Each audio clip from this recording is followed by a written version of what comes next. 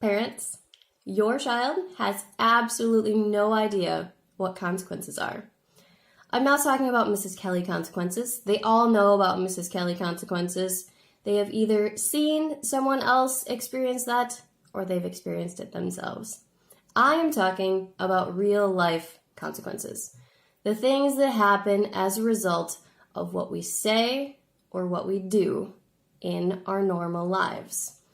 And our kids really struggle with this for two reasons. The first reason is that they're kids.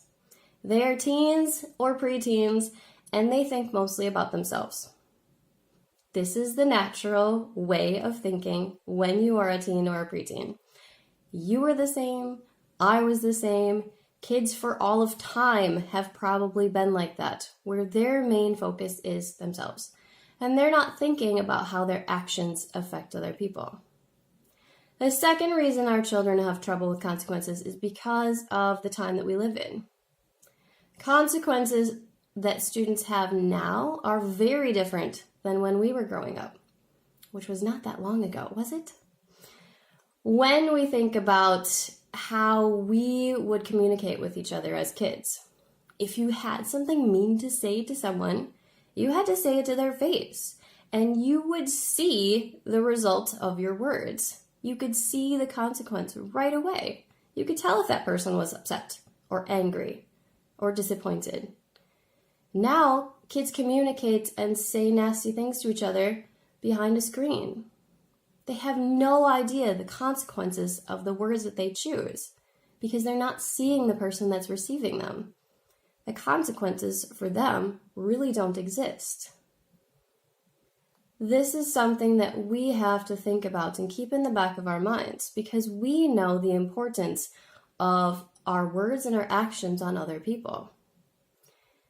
Our kids think that their words are something that they can just use however they want, and if it doesn't mean anything to them, then it probably doesn't hurt anyone else. And this is very, very untrue.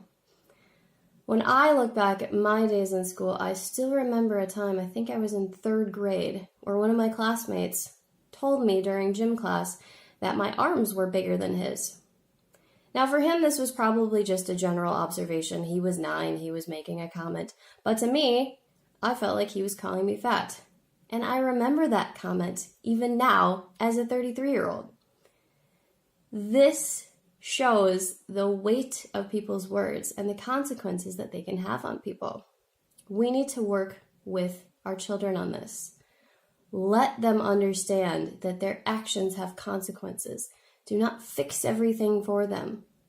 Do not let them make excuses. We have to show them that their actions have consequences.